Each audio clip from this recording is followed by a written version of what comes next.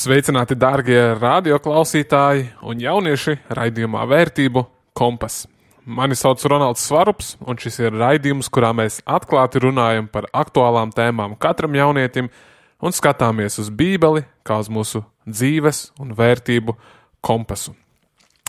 Šī reizē, kad ārā ir augsts, tumšs un ir ziema, es vēlējos runāt par sezonālo depresiju. Šoreiz mēs runāsim par tās simptomiem, runāsim par veselību un kā arī runāsim par viesmīlību un kalpošanām. Ko tas nozīmē būt viesmīlīgam, kādiem praktiskiem padomiem. Un tāpat, ja tev nav depresijas, es domāju, būs vērtīgi arī šo noklausīties. Bet šī tēma ir tāda, kad es nezinu kā jums, bet es atceros pagājušu gadu ziemas laiks priekš manis bija grūts.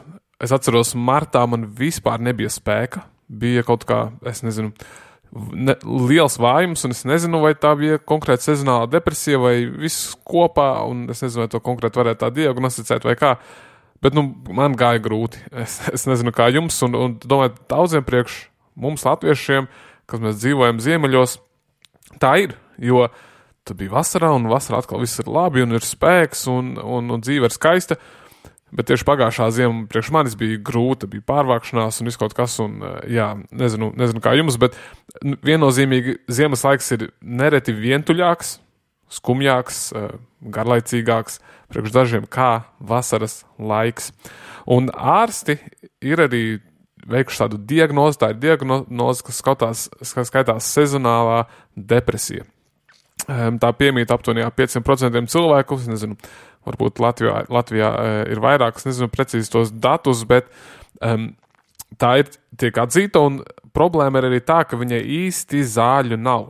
Cilvēki nevar atrast lietas, bet ir kaut kas var palīdzēt pirms to atrisināt. Un lai saprastu, vai tev tāda vispār ir, vai kas ir tās lietas, par kurām mēs runājam šodien, kuras mēs varētu novērst, tad es meklējot šo atradu tādu mājaslapu Mayo Clinic, kur ir uzrakstītas sezonālās depresijas pazīmes. Un interesanti tās atšķirās vasarā, ziemā, rudenī, pavasarī ir dažādu gadu laiku tās depresijas, bet šoreiz mēs runāsim tieši par ziemu, par ziemas depresiju. Bet dažas pazīmes šādas. Piemēram, tu gandrīz katru dienu jūties apātiski, esi skumjš vai nomākts gandrīz visas dienas garumā. Vai arī tu jūti interesi zudumu par aktivitātēm, kuras tev agrāk patika, ir maz enerģijas un jūties mazkustīgs, liekas, ka guli par ilgu un tāpat nav spēka, jums ka nevar izgulēties gana. Ir padziļināta tieksme pēc ogļhidrātiem, pēc pārēšanās un notiek svara palielināšanās, ir grūtības koncentrēties, ir bezcerības, bezvērtības vai vainas sajūta, un galu galā ir pat domas par nevēlēšanos dzīvot.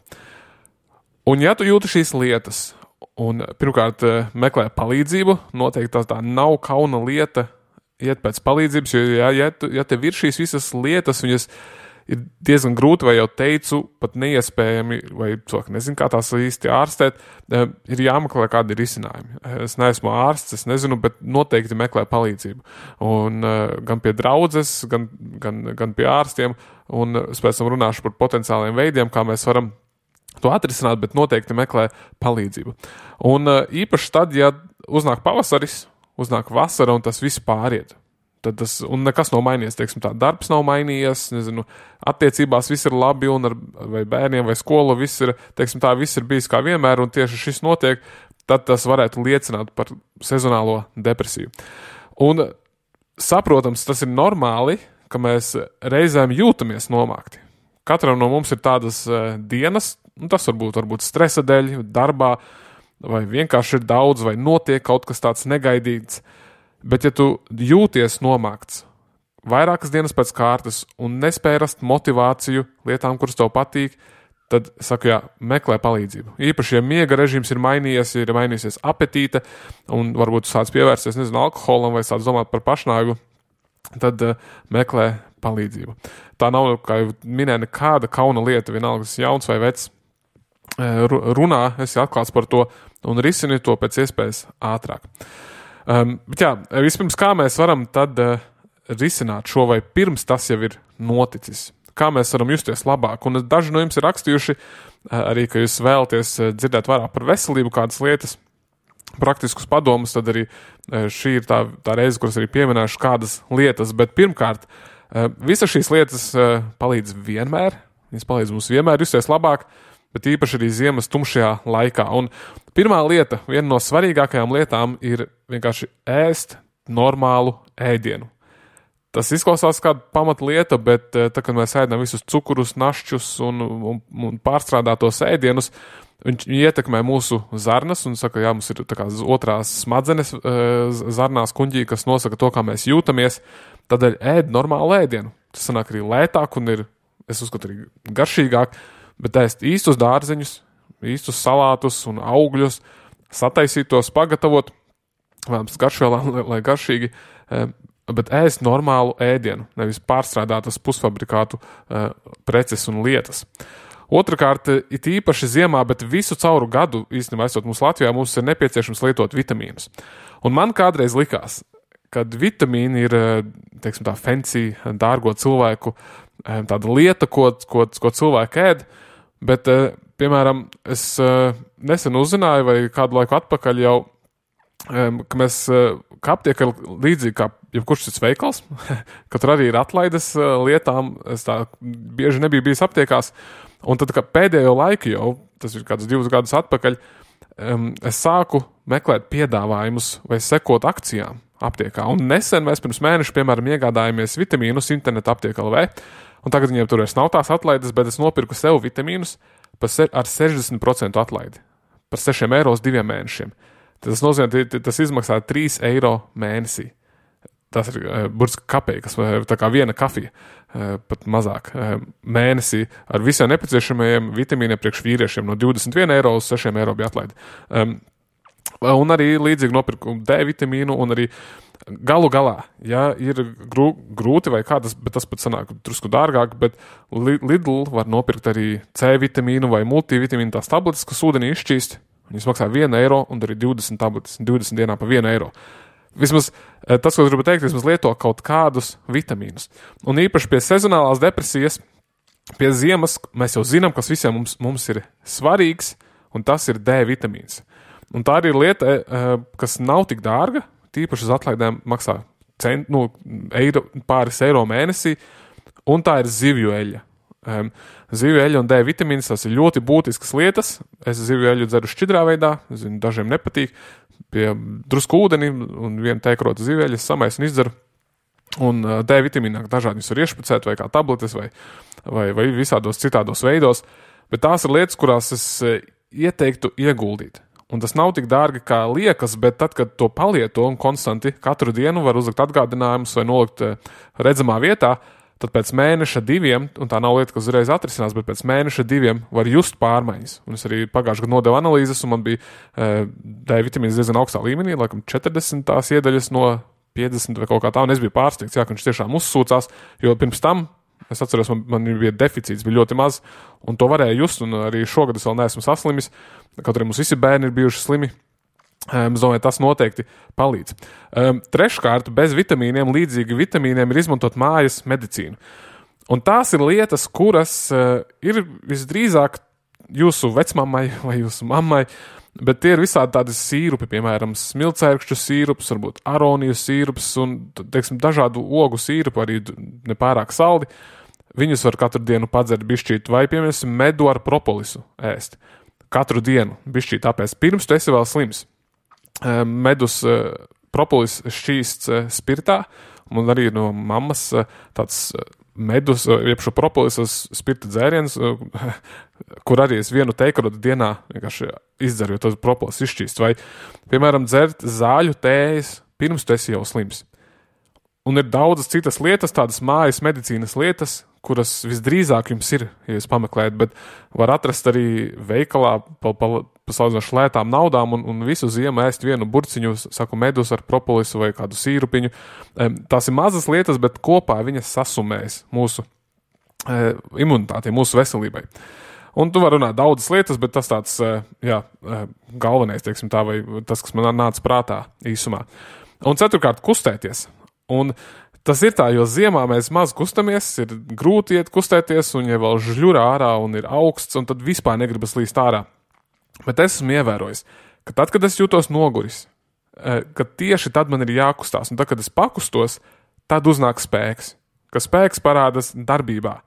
Un jo vairāk mēs guļam, un tas ir labi tāpēc, ka ir bērni, viņi piespiež tev kustēties, piespiež iziet ārā, kad es pats jūtos labāk, bet es domāju, ja man nebūtu bērnu, es vienkārši sēdētu dīvānā, nekustētos, nezinu, seriāls skatītos varbūt, un tas tā veicina, tu vairāk sēdi, tev ir lielāks nogurums, ir grūtāk izkāpt, bet tieši tad ir nepieciešams pasportot, pakustēties. Vismaz reizi nedēļā ir iespējas darīt visu kaut ko, zinu, brāļi ticībā, kas spēlē futbolu kopā, arī tagad vēl spēlē, mēs arī Ogrē, mums sanāk uzspēlēt futbolu ik pa laikam, bet ir lietas, kur kristieši satiekas, pat ja tie arī nav kristieši, bieži arī nekristiešiem uzspēlē vai kā citādāk, tad meklēt tās iespējas pasportu, un uzreiz uznāks spēks, labi, pēc tam varbūt sāpēs muskuļi kādas dienas, bet tas mums ir vajadzīgs, un īpaši ziemā, jo vasarā ir viegli. Vasarā daudz mēs staigājamies, viss ir labi, bet ziemā ir jāmeklē iespējas, kur mēs varam izkustēties, un no tā radīsies arī spēks. Un pietkārt ir miegs, kārtīgi izgulēties. Un varat padomāt, kā cilvēki dzīvoja kādreiz bez elektrības. Kādreiz cilvēki dzīvoja līdzi gaismas ciklam. Viņi ātrāk devās gulēt ziemā, un arī gulēja bišķīt ilgāk, un esmu dzirdējis arī stāstus, ka viņi gāja gulēt jau ātrāk, piemēram, vakarā, tad naktī piecēlās uz stundu divām, tad atkal gāja gulēt. Es īsti to nezinu 100%, kā tas bija, bet ar sveci bija grūti izgaismot telpu. Un tas bija noteikti, ka cilvēki nevarēja dzīvot tā kā mēs šodien to darām, kad mēs ieslēdzam gaismu, viss kārtībā. Tu nevarēji pārvietoties vairs. Tu nebija nekādas nedziešanas nekur, vai zirgu jāšanas, vai kā milzīgā tumsā, ka tu neko neredzi, kas tev priekšā. Es nezinu, es esmu kādreiz gājuši bez jaudīgas lampiņas, ar svecīti vai kādu eļļas lampiņu pamēģiniet iziet ārā vējā, lietu sniegā, tas ir gandrīz nereāli, ka tu neko neredzi, kas tev ir zem kājām, bez mākslīga apgaismojuma. Un tad cilvēki kādreiz vienkārši pielāgojās šim. Ziemā viņi bija vairāk mājās, bet vairāk arī gulēja, ātrāk gāja gulēt, pavadīja mierīgākus tos vakarus, cik iespējams. Un tad vasarā atkal ilgāk darīja. Bet arī tas ir priekš mums svarīgi. Un mēs nereti ziemā, mums viss turpinās, mums viss ir jādara, bet tas laiks viņš tāds ir, kad prasās mierīgāk, prasās citādāk bišķīt ziemā. Vasarā tas atkal citādāk ir gaišs, ilgi un var darīt, bet ziemā atkal tas ir citādāk. Šīs tās pirmās lietas, tas ir pie fiziskā, pie mūsu ķermeņa, kas ietekmē tad arī mūsu garīgo stāvokli, bet otra svarīgākā lieta ir sociālais kontakts. Un tādēļ es šeit vēlējos parunāt par viesmīlību. Un gan priekš jauniešiem, gan priekš pieaugušiem, un nereti pat priekš draudzēm, tā ir tāda kā aizmirsta māksla. Mēs esam pazaudējuši savā mērā viesmīlību. Protams, mums ir lielāka viesmīlība kā varbūt neticīgajiem, nekristiešiem. Es tā pieļauju, bet, jo mēs esam vairāk kontaktā, bet viņa savā mērā ir pazudusi. Daudzās vietās, izņemot kādas varbūt tādās lauku vietās vairāk, kur cilvēki pazīst viens otru un nāk ciemos, bet īstenībā pilsētā cik bieži mēs aicinām viens otru ciemos, cik bieži mēs ejam pie viens otru ciemos, cik bieži kāds svešinieku mēs uzlūdzam pie sevis. Un bieži nav, un mūsu draudzēms arī pierasts, ka mēs gribam satikties ar kādu, bet vienam saka, jā, jāstiekās, bet nav laika. Visi ir aizņemti, plus vēl pasākumi draudzē dažādi, un liekas, nav neviena brīva vakara, un pat ja viņš ir, tad kāda iespēja, ka otram arī šis vakars būs brīvs. Un mēs ar sievu kādreiz runājām, un par to, ka būtu jauki uzaicināt cilvēkus, un gribās gan draudzes cilvēkus uzaicināt, un es domāju, mēs nepazīstam arī nevienam no mūsu kaimiņiem īsti. Mēs skāpņu telpā sasveicinamies, bet neko citu par viņiem nezinām. Ka mēs zinām, ka dažiem tur bērni, un tādas mazas sarunas ir bijušas, bet īsti mēs viņus nepazīstam. Un sakam, bet būtu jauki uzaicināt gan viņus, gan kādus citus vai draudzes locekļus, un tā es uztaisīju sarakstu, cilvēkiem, kas mums ir tuvumā apkārt, mēs rakstījām tālāk, un kuriem būtu jauki satikties, bet nekur tālāk mēs arī netikām. Tā arī man telefonā tas saraksts stāvēja, un mēs jau sapratām, tā jau vienkārši neviens netiks uzaicināts, ja tam netiks izbrīvēts laiks un prioritātes. Tāds nenotiks. Un man sanāca pēdējā laikā vairāk dzirdēt par viesmīlību no dažādiem avotiem, un viens no tiem bija grāmata To Hell with Hustle, pie velna ar rukāšanu saucās. No Jeffersona Betke rakstīta grāmata, un tā ir tā divējāda nozīme. Viena ir tāda, kad vajag atmest rukāšanu, tā kā pie velna rukāšanu, to vajag atmest, un otra ir tāda, ka cilvēks tiek nodzīts uz elli caur savu rukāšanu. Un tur ir dziļāks iemesls tam visam, tā grāmata ļoti vērtīga, mēs kā audio grāmatu noklausījāmies, Audible var paņemt bezmaksas mēģinājumu, varat noklausīties to grāmatu, ļoti ieteiktu, tā ir kristiešu sarakstīta grāmata ar ļoti lielām un svarīgām tādām pārdomām. Un tad arī tur mēs, iespējams, varbūt kādreiz uztaisīšu raidījumu par šo grāmatu. Tas arī, domāju, būtu vērtīgi. Nezinu, vai tas sanāks vienā raidījumā, bet varētu kādreiz pamēģināt. Bet visas šīs grāmatas lielais jautājums, teiksim, tā ir, kam ir ticis cilvēks paredzēts? Priekš kam viņš strādā? Priekš kam viņam dzīve vai kāda viņa mērķi? Kam viņš ticis radīts? Un tā lielā atbilde, mēs jau to zinām, vai ne, kad cilvēks radīts attiecībām. Pirmkārt, attiecībām ar Dievu, bet arī attiecībām ar cilvēkiem. Un evaņģēlija praktiskā izpausme ir attiecībās. Un tas neko nelīdz, ja tu esi svētā gara pilns un lasi Bībeli katru dienu vairākas stundas, bet nevienu nesatiec. Lai, protams, arī lūgt un lūgšanas ietekmē daudz ko, bet Dievs tevi nevar lietot, ja tu neizej sabiedrībā ar cilvēkiem. Jo tā ir visa evaņģēlija jēga. Tas ir otra cilvēka dēļ, jebšu kontakta dēļ. Tāpēc Jēzus nāca, mums būtu gan attiecības ar cilvēkiem, gan ar Dievu. Un šī grāmatā, ir ļoti vērtīgas atziņas, un viena no tām tur tika atkal uzrunāta bija viesmīlība. Tieši viesmīlība un atkal palikšana sociāliem. Un tu vari nākt uz pasākumiem draudzē, tu vari pat varbūt vadīt pasākumus draudzē, bet tu tāpat vari būt vientuļš, tāpat justies vientuļš. Un nepārprotiet, būšana tajos ļoti palīdz pret vientulību. Tas nav nekas slikts, kad mēs kādu vakaru nedēļā varam kaut kur kalpot. Bet tas, ko es vēlos teikt, ir tas, ka tu kā jaunietis vai pieaugušais, ja tu klausies vienkārši lekcijas, vai tu aizies kādu draudzes pasākumu, vai tu aizies uz dievkalpojumu, tu tāpat vari atnākt mājās un būt vientuļš. Un ir statistikas arī tajā pašā kristīgajā radio, es dzirdēju, kad ir pētījumi, kad cilvēki tie, kas iet uz draudzi, viņi jūtas mazāk vientuļi. Un slavu Dievam, tas tā ir, tas ir labi, ka ir draudze, ka mēs nākam, tāpēc ir būtiski, ka mēs nākam, cenšamies katru nedēļu un esam draudzē. Tas ir ļoti, ļoti labi. Bet nereti tāpat tu vari būt vientuļš, jo tev sanāk maz kontakti, ja tev nav īsti paziņa, vai tas ir jauns šī draudzē. Labi, tu nejūties tik vientuļš, kā tu sēdēt vienkārši svētdienu visu mājās, bet tāpat tu vari justies vientuļš. Un mēs dzīvojam šobrīd laikos, kad cilvēki ir visvientuļākie kā jebkad. Liekas, visi depresiju cipari ir visaugstākie, kādi jebkad ir bijuši, un īpaši Covid laiks. Es zinu, dažiem bija ļoti labs laiks, daži cilvēki ir teikuši, jo tad viņi varēja tieši daudz kur būt. Tas ir interesanti, bet labi, visdrīzāk nelegāli, bet priekš citiem tas bija ļoti biedējošs laiks. Un es arī, kad klausījos par viesmīlību, arī kādus raidierakstus, citus raidierakstus, tur arī bija tāda situācija, kur viens vīrietis stāstīja, ka viņam pazuda nedēļa, uz nedēļu pazuda elektrība, un tad visi kaimiņi, tas mājas dzīvoja blakus savām, tā kā mājas pie mājas, bija rindu mājas, un viņam pazuda elektrība, un visi kaimiņi izgāja kopā, un viņi strādāja, lai to varētu salabot. Tur bija kāda lieta, kas viņiem visiem bija jālabo, un tad tur arī sievas sanāca kopā, un visi gatavoja, un visi bērni kopā spēlējās, un neviens nebija pie ierīcēm. Un tad viņš atzina pēc šī visu, man liekas, tās bija 8 dienas, kad viņiem nebija elektrības. Viņš teica, ka tās ir vienas no viņa mīļākajām atmiņām. Viņš ļoti izbaudīja šīs 8 dienas. Pat par spīti tam, ka nebija elektrības. Protams, mums ziemā būtu tas kritiski, tas būtu briesmīgi, bet vasarā, kad nav jābūt apkurē un citām lietām, kad ir gaismas, teiktu, mēs varam pat bez tā iztikt. Un tas arī man lika aizdomāties, kad mēs vienkārši ieskrienam, mēs esam vieni, katrs savā istabā, katrs savā dzīvoklī, un neredzam viens otru. Un tad, kad pazūd elektrība, kad pazūd kādas lietas, tad cilvēks sāk sadarboties, pavada laiku kopā, un to arī izbauda. Tas tāds brīnišķīgs laiks, un tad viņš arī stāsta, viņš pirmoreiz iepazina savus kaimiņus, pirmoreiz uzzināja, ko viņam patīk darīt.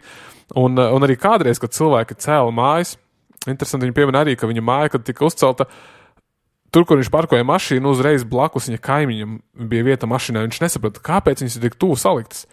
Bet tā bija kādreiz tieši tāda doma, lai cilvēki redzētu viens otru, lai viņi sasveicinātos, lai viņi būtu kontaktā, bet mums gribas celt lielas sētas apkārt, būt vientuļiem, bet tas nav tas, kā mūs Dievs ir radījis. Un interesanti, ka 1. Pāvila vēstulē Timotejam tiek izteiktas kvalifikācijas priekš vecajiem vai mācītājiem, tas ir viens un tas pats, un tas ir kā mērķis visiem ticīgajiem. Un viena no kvalifikācijām tur, kas tiek minēta, ir viesmīlība. Piemēram, 1. Timoteja 3, 2-3. Bīskapam pienākas būt nepeļamam, jeb nenoziedzīgam, vienas sievas vīram, sātīgam, prātīgam, godīgam un viesmīlīgam. Un tālāk, teikts arī izveicīgam mācīšanā, ne dzērājam, ne kausam un tā tālāk, bet pienāks būt viesmīlīgam. Sanāk, ka mācītājs vecais draudzē, viņš nevar būt, ja viņš nav viesmīlīgs, jo mēs pēc tam redzēsim, kāpēc tā. Un vārds, kurš tur tiek lietots priekš vārda viesmīlība, ir filoksenija. Un filio ir viens no mīlestības vārdiem, ir agape, eros un filio, un tas filio raksturo draudzīgu mīlestību. Tātad starp brāļiem, brālišu draudzīgu mīlestību. Un vārds ksenos nozīmē svešinieks. Un šis vārds burtiski tulkojot nozīmē tāds, kurš mīl svešinieks vai ir draudzīgs pret svešiniekiem. Un mums bieži gribas draudzēties tikai ar savējiem. Arī draudzē un visur citur skolā, bet no mums tiek prasīts būt draudzīgiem pret svešiniekiem. Un tā ir viesmīlība. Viesmīlība ir tas, protams, ka mēs varam uzņemt savus cilvēkus paziņas, bet arī svešiniekus. Un viesmīlība nav tāda kā dāvana, kur ir dota tikai dažiem, teiksim, svētā gara dāvana.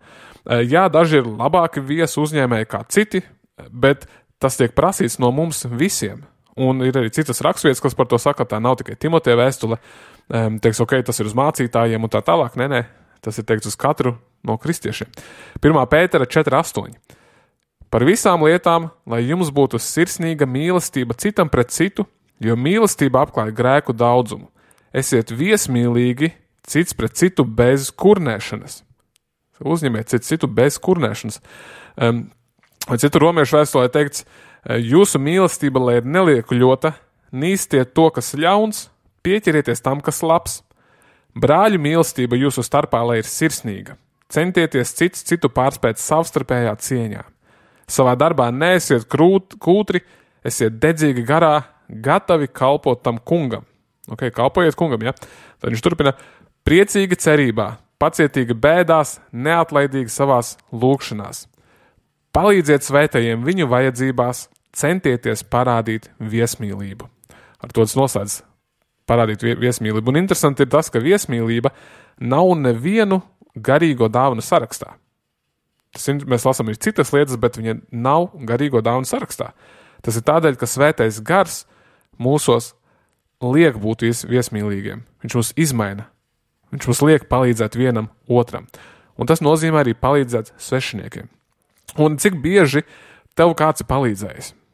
Vai ko tu būtu darījis bez šīs svešinieka palīdzības?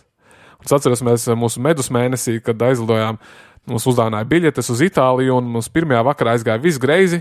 Pirmkārt bijām Itālijā, kur redzēja būt saulainam, tur lija lietus.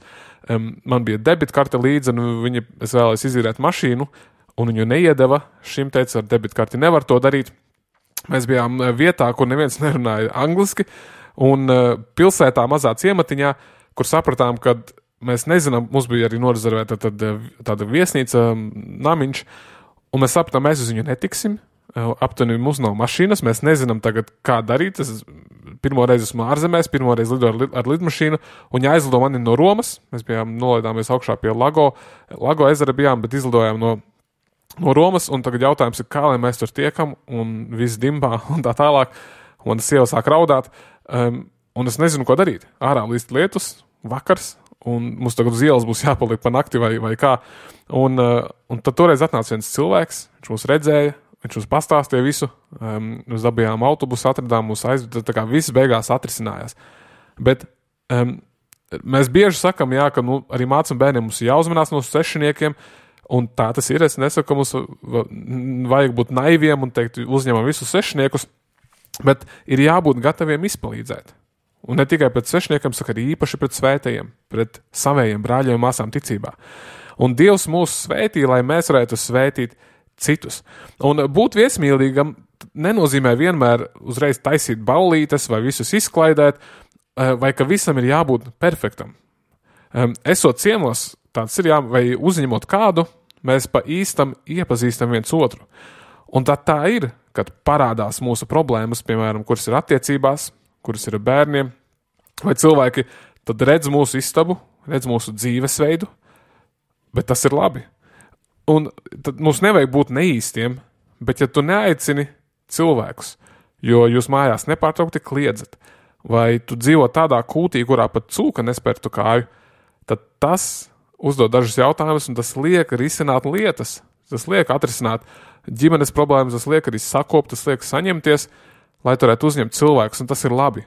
Un tev nevajag būt perfekcionistam, nevajag galda noklāt tā, ka viņš plīst, vai jūs arī studenti, kas klausaties, vai kopmītnēs dzīvojat, vai vēl pie vecākiem, es saprotu, tas nav iespējams, vai ne? Tu nevari to latiņu pacelt tik augstu, un tas arī nav nepieciešams. Bet ir svarīgi, tas spiež mums sakārtot lietas, sakārtot savas attiecības, risināt tās, lai mēs varam uzņemt cilvēkus draudzīgā vidē, draudzīgā vietā, un tas ir ok, tas ir labi, tas ir nepieciešams, bet nevajag ar to visu pārspilēt un izlikties, un cilvēki nāk, un tu pēc dārgākos ēdienus, kaut arī tev nav naudas. Nē, tas var būt pavisam vienkārši ar to, ko Dievs tev ir iedevis. Un to arī sarunāt ar cilvēkiem vai sadalīt, kurš ko nes un tādi, es domāju, daudz vienkāršāki veidi. Jo kāpēc es runāju par šo? Kāpēc tas ir tik būtiski? Redz, Bībele vai Jēzus mūs ļoti brīdina, ja mēs neesam iesmīlīgi. Mateja 25. evaņģēlijs, Mateja evaņģēlijs 25. nodaļa, 41. pants. Tad viņš arī sacīs tiem, kas pa kreiso roku, ejiet nost no manis, jūs nolādētie mūžīgā ugunī, kas sataisīta velnam un viņa eņģeļiem. Jo es biju izsalcis, un jūs mani neesat paēdinājuši. Es biju izslāpis, un jūs neesat mani dzirdinājuši. Es biju svešinieks, un jūs neesat mani uzņēmuši. Es biju pliks, un jūs neesat mani apģērbuši. Es biju slims un cietumā, un jūs neesat mani apmeklējuši. Un tad arī viņam atbildēs un sacīs, kungs, kad mēs tevi esam redzējuši izsalkušu vai izslāpušu, vai kā svešinieku, vai kā pliku, vai slimu, vai cietumā neesam tev kalpojuši. Tad viņš tiem atbildēs, tas ir Jēzus, patiesi es jums saku, ko jūs neesat darījuši vienam no šiem vismazākajiem, to jūs arī man neesat darījuši. Un tie ieies mūžīgā sodībā, bet taisnie mūžīgā dzīvībā. Šie ir bailīgi vārdi, kurus Jēzus saka, un viņš saka, ka tie, kuri neuzņēma svešus un nepalīdzēja tiem, kuriem bija vajadzības, īstenībā nebija uzņēmuši Jēzu pašu, un tādēļ neiemantos mūžīgo dzīvību. Tas parādīja, ka viņos nebija svētais gars. Tagad Jēzus mums ļoti brīdina par to. Un kā tad praktiski to darīt? Kā mēs varam praktiski uzņemt cilvēkus vai būt sociālāki arī mūsu pašu veselības labad, bet arī citu cilvēku dēļ? Un pirmkārt, es vēlos teikt, esi gatavs spontāni uzņemt cilvēkus. Ja kāds ierodas pie tevis, piezvana, ko tu dari, vai tu satiec kādu savu kaimiņu, tad negaidi, neprasi, kādēļ tu esi te, ko tu vēlies. Bet saka, ja tu nevēlies ienākt, nevēlies kafiju, ka tas būtu tā pirmā reakcija, ka mēs aicinām cilvēkus pie sevis spontāni iekšā. Otrs ir aicini cilvēkus, arī ne tikai spontāni, bet arī tiešām uzaicini, uzraksti sarakstu, izplānot to var darīt arī kopmītnēs esot vai ejot ciemos, vienkārši pavadi laiku ar cilvēkiem. Un tas prasīs plānošanu, īpaši ar ģimeni un ar aizņemtiem grafikiem, un mēs arī nolēmām, mums arī bija šis saraksts, kā to darīt, un mums doma ir sestdienas vakarā tādu taisīt nevis kā sabatu, bet ka sestdienas vakarā mēs tad arī sestdienā neizmantojam ierīces, bet veltam laiku vairāk ģimenē, bet tad sestdienas vakarā tad tiešām būtu tāds kā nevis sabats, bet ka mēs varam uzaicināt arī kādus cilvēkus sestdienas vakarā, būtu tādas svinīgākas vakariņas, un varam pavadīt laiku kopā, vai tie ir kaimiņi, vai tie ir kādi citi cilvēki, un tad, pēc tam doties gulēt, un tad ir svētdiena, tad ir dievkalpojums, un tā var arī būt kopā ar cilvēkiem, vai aiziet pie kādiem citiem cilvēkiem, nedomāt par mājas darbiem, nedomāt par visu to, kas jādara, vienkārši atstāt bišķi to, kā tas ir, jau varbūt sagatavot pirms tam lietas svētdienai, un būt vienkārši kopā ar cilvēkiem. Un tāds ir, tas prasa vairāk finanses, tas prasa vairāk plānošanas, sagatavošanās, bet tas ir tā vērts. Un maniem bērniem tas arī patīk, kad es saku mums būs ciemiņš, saka, ciemiņi super, un tad viņš visu dienu viņus nevar sagaidīt, un īpaši, ja nāks citi bērni vēl, tad viņš gaida, un saka, pie manis nāks ciemos tas un tas, un tu mēs kārtojam, viņš kārto savu istabu, mēs visi kopīgi gatavojamies, un tas tāds jautrs brīdis, ka pat nevar sagaidīt, kad beidzot viņi atnāks, un tad viņi atnāk un var izrunāties, varbūt jautri kopā ar bērniem, var parunāt arī par ko nopietnāku, var lūgt viens par otru, atklāties, iepazīt viens otru, tie draudzes cilvēki, tā ir tam iespēja, un tik bieži svētdienās pēc dievkalpojuma pie kafijas, tīpaši, kam lielāki bērni skraida, vai kas arī studenti un visi, kam jādomā par lietām, nereti nav tam laika. Bet tieši tāds labs laiks, ka mēs teicām, mēs katru sestdienu aicināsim kādu cilvēku ciemos, katru sestdienu. Un tas ir diezgan pavērts, mums ir bijušas vairāk cilvēki, kas pie mums ir bijuši ciemos, bet mēs domājam, tas mums ir vajadzīgs, īpaši ziemā, īpaši, kad ir tumšs, sociāls kontakts ar cilvēkiem. Un tās ir lielākās un vislabākās zāles pret skumjām. Jo tu vari būt slims, tu vari nejusties labi, bet ja tu esi ar draugiem, tad tas viennozīmīgi palīdz. Bet pretēji gan ir daudz grūtāk. Un reizēm pietiek notikt tādām vairākām netik nozīmīgām lietām, lai iekristu pat nelielā vai diezgan dziļā depresijā. Piemēram, pietiek saslimt, tad palikt mājās vienam tam dēļ, tad mazāk kustēties un iztērēt vairāk naudas zālēs un nedod Dievs vēl sanāk sastrīdēties ar kādu. Vai izveidot kādus sliktus ieradumus un pēkšņi, it kā mazas, tādas nesvarīgas lietas, izauga lielos ieradumos, no kuriem ir grūti tikt vaļā. Un tādēļ ir svarīgi rūpēties par savu veselību un iepānot laiku, arī kontaktu ar sev tuviem cilvēkiem un būt atvērtiem svešiniekiem un domāt laicīgi par to, lai tas viss nesakristu kopā reizē. Un varbūt pajautās sev šos jautājumus. Es uzdošu kādus jautājumus saistībā ar viesmīlību un sociālo kontaktu, un lai tev liek padomāt, tu novērtē varbūt no 1 līdz 5 vai līdz 10, kur tu sevi liktu šajos jautājumos. Cik ļoti tevi iepriecina citu svētīšana? Vai tev patīk, ka cilvēki jūtas laipni lūgti, jebš uzņemti? Vai kaimiņi ienāk pie tevis regulāri, teiksim tā spontāni? Vai tu atceries cilvēku vārdus, vai tu centies tos iegaumēt? Vai tu iepazīstini sevi svešiem cilvēkiem, tas draudzē vai uz ielas vai jebkur, vai tu labprāt iepazīstini sevi svešiem cilvēkiem? Vai cilvēki mēdz aizņemties no tevis kādas lietas? Un vai tu meklē iespējas, kur būt kontaktā ar cilvēkiem? Un ja tu uz to visu atbildēji vairāk nē nekā jā, tad vienkārši ir jāpadomā, man liekas, un es zinu, mēs ne visi esam tikai ekstroverti, es arī neesmu īpaši ekstroverts, bet tas tāpat liek padomāt, jā, vai mēs vēlamies cilvēkus iepriecināt, vai mums rūp, kā viņam klājas, vai mēs vēlamies, iepazīt cilvēkus. Un es ceru, ka šie jautājumi liks tev aizdomāties un veicinās dziļākas un patiesākas attiecības tavā dzīvē. Un, Bībelē saka, lai mēs esam viens otram par gaismu, lai mēs viens otru svētījam, un tāpat kā nav gudri dzīvot no algas līdz algai, iztērēt pilnīgi visu naudu, cilvēks zina, tas viennozīmīgi nav gudri, vai nevajag atstāt rezerves un tā, bet nereti ar laiku tiek uzskatīts, ka tas ir ok. Visu aizbāzt pilnu. Un šī ir tā lieta, attiecības, kurā ir vērts veltīt laiku, bet, lai tas notiktu, ir jāatstāj rezerve. Jāatstāj laika rezerves. Un vienkārši ir labi atstāt laika rezerves. Vai nu tas spontānai sarunai, vai spontāni kādam izpalīdzēt. Vai arī ieplānot to tikšanos, bet, lai tas notiktu, ir jābūt rezervēm. Un es nesen dzirdēju tādu padomu, es tagad neatceros, kur, vai no tajā grāmatā pašā, vai izlasīju kaut kur, bet pirmā reakcija, ka kāds kaut ko prasa, vai nu ir draudzē, vajadzētu būt nē. Tas liekas neloģiski tam, ko es tikko teicu, bet tā doma ir tāda, ka kāds kaut ko pasaka, tu pirms atbild nē. Protams, ja tas deg un cilvēks saka, atbrauc man viss slikti, tad jā, mēs varam aizbraukt, bet tādām vienkāršām lietām, kalpošanām vai es nezinu kaut kam, ka mēs nesakam uzreiz jā.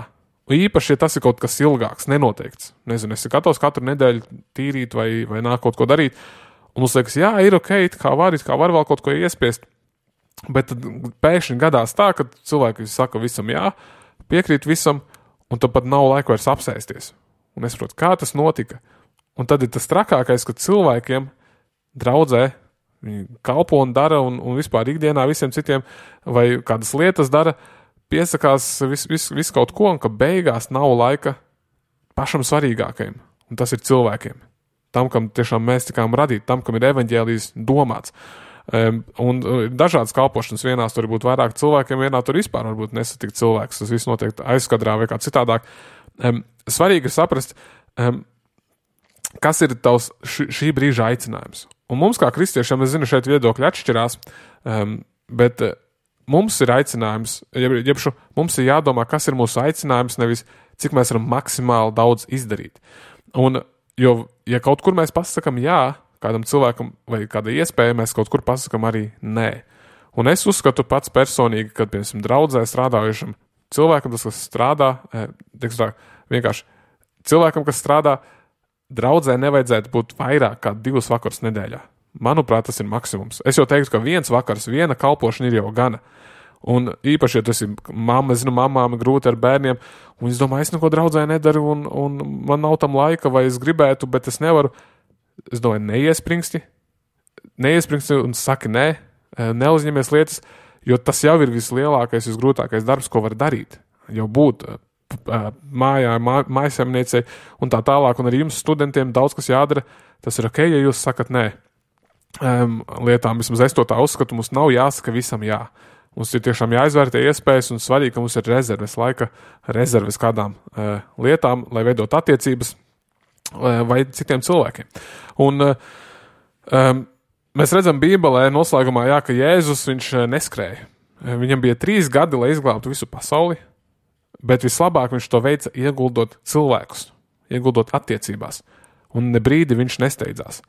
Un tādēļ viss ir māceklībā, ikdienas tādā dalīšanā ar citiem. Visa ticība, kristietība ir tādās vienkāršās lietās, un tā ir cilvēkos. Un svētdiena tādēļ, jā, ir laba iespēja būt kopā, būt draudzē, neraizēties par ikdienu, neraizēties par mājas darbiem, vienkārši būt kopā. Un padomājiet par šo. Padomājiet gan par jūsu veselību, bet arī varbūt, jā, aiciniet vairāk cilvēkus kopā. Un tad arī ir draudzē lielāka vienotība, arī kristiešiem savā starpā. Arī jūs, kad esat jaunieši, vienkārši pavadiet laiku kopā, un tad, ja būs kaut kas, teiksim tā, sliktāks paliks, vai kā, tad būs cilvēks, kuram zvanīt, vai cilvēki to ievēros.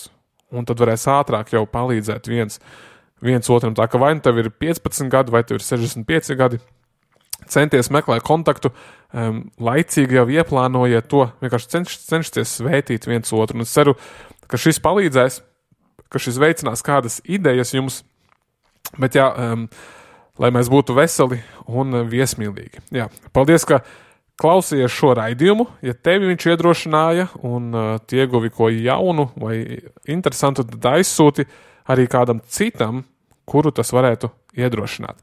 Un kā vienmēr jūs varat atstāt arī man atsauksmi vai arī ideju nākamajām tēmām, apmeklējot mājaslapu ej.uz/vērtību kompas.